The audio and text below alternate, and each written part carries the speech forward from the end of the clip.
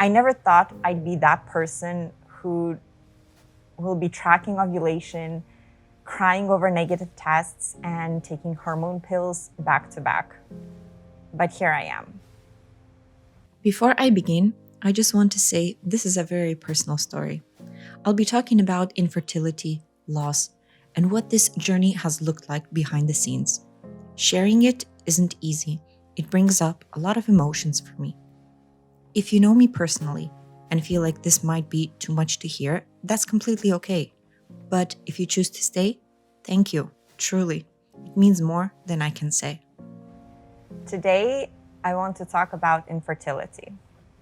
Not just the science, but the heartbreak, the confusion, the constant fight that goes behind the scenes. We've been trying to conceive for around 2.5 years now.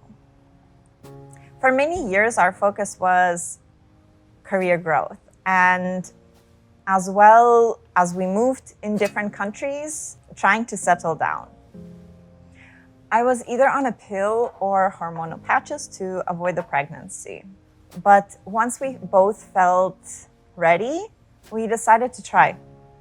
So I stopped taking all medications and we started out. Half a year went by, nothing. And that is when it hit me that I need to try to understand what's happening actually. Why is this so hard now? I'm a 90s kid and I realized how little I know about how the cycle actually works. We weren't taught this stuff at all.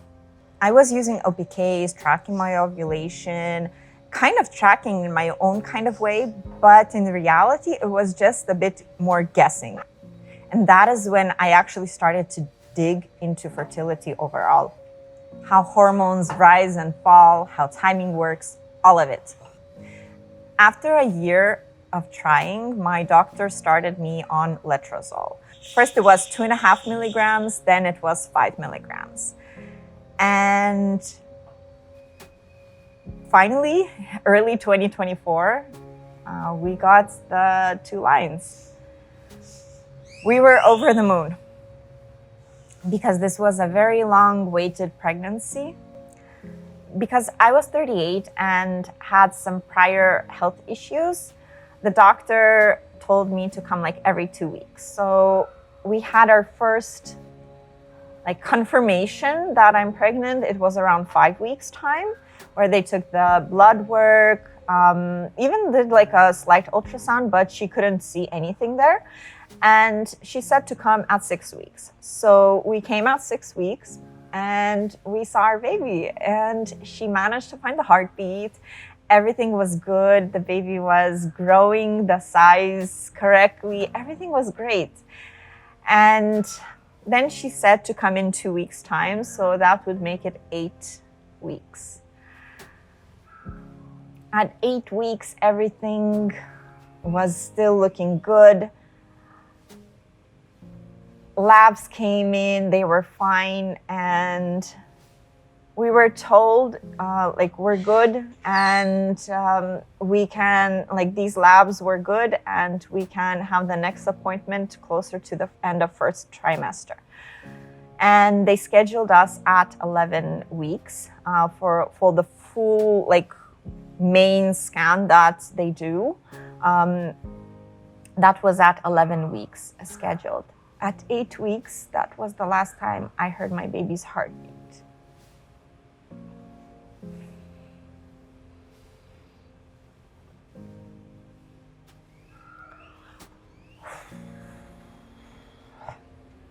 At 11 weeks, we showed up. It was we were over the moon happy, continuing, and yay, we're gonna see our baby again. And I also scheduled a meeting with my manager the next day to share the news, and which didn't happen. And the next things started to roll out, became the worst year of my life. So the doctor started the abdominal scan. That is when they scan on top of your belly. And that is when I understood something is wrong. I understand how the baby is supposed to look like. So the little hands, the little legs, like everything. At 11 weeks, that is visible. But she didn't manage to see anything within the abdominal scan. And after that, she did the vaginal ultrasound. And I already understood something is not right. And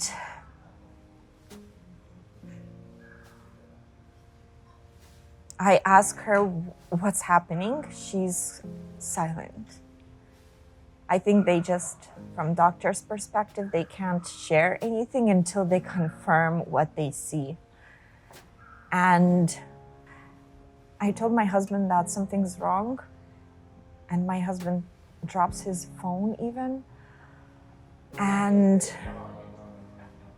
then the doctor says, "I am so sorry. There's no heartbeat."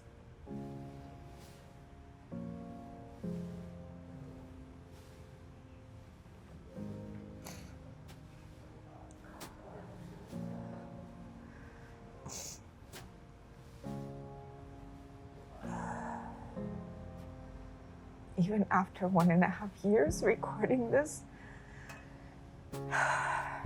makes all the emotions come back. No one in my family had this, so I started to question, what did I do wrong? What's wrong with me? Am I the reason? What I had was a miscarriage. This is when the baby is not viable anymore, so there's no heartbeat, but the body doesn't see that there's no pregnancy anymore. And I was continuing for the last 3 weeks then, I was continuing to have all the symptoms. I even had nausea. I was like soaked in vomit in the morning. So my body continued to think it's a pregnancy and didn't see that there's no heartbeat and need to take it out. I had a DNC and emotionally I couldn't handle it. So we took a 6-month pause.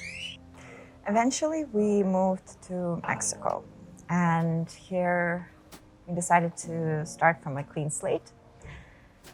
And we got a new protocol. Here it's more popular, they use Clomid. So I was put on Clomid for a couple cycles, 50 milligrams, then moved to 100 milligrams. And it's the same picture. I'm ovulating, but I'm not getting pregnant. And then after 4 or 5 cycles, I had to travel and had an unexpected surgery, which set us back around 3-4 months. When I recovered, we started trying again. And we were put on Letrozole plus Clomid. A few months back, I had another chemical pregnancy. So my tests were showing positive, but then the HCG just disappeared. So here I am, still doing the combination cycles. I don't know what outcome will be, but I'm not ready to give up. Not yet. What it really feels like, I've gained about 15 kilograms from all the medication that I've been on for the last 2.5 years. The physical part is hard, but the mental is much harder. With the miscarriage, I had 3 months and 2 chemical pregnancies. It feels every cycle gives you hope, and then it rips away again. Infertility is invisible because people think you're fine because you smile. But it's not just about having a baby.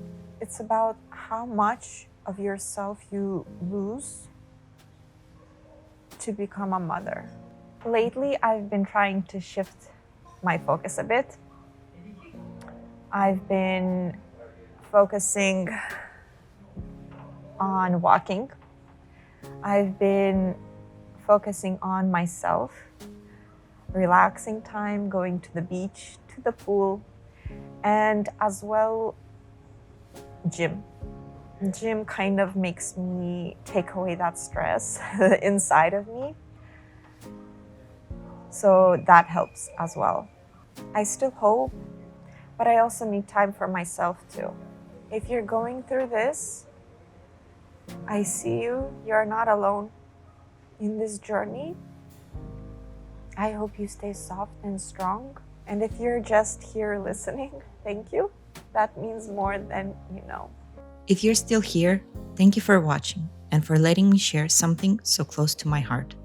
I know this journey isn't easy for me, and for so many others walking through infertility, loss, and unanswered prayers. I want to end this with the Bible scripture that reminds me what hope really looks like. Hope that is seen is no hope at all. Who hopes for what they already have? But if we hope for what we do not yet have, we wait for it patiently. Even if the wait is long, God is still good. I don't know how my story ends, but I trust the one writing it. Thank you again for being here. I pray this brought comfort to anyone walking a similar path. You are not alone.